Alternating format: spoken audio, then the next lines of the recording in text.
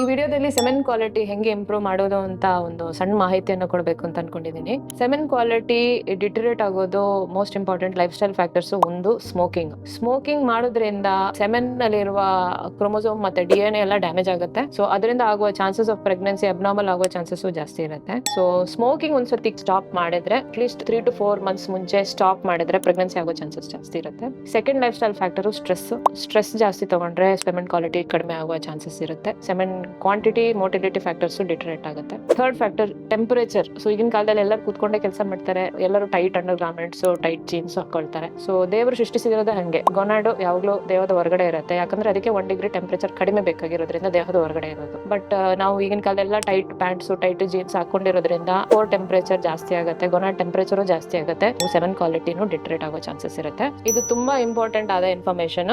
ಆದಷ್ಟು ಎಲ್ಲರ ಜೊತೆ ಶೇರ್ ಮಾಡ್ಕೊಳ್ಳಿ, ತುಂಬಾ ಜನರಿಗೆ ತಿಳುವಳಿಕೆ ಬರುವಂಗೆ ಮಾಡಿ.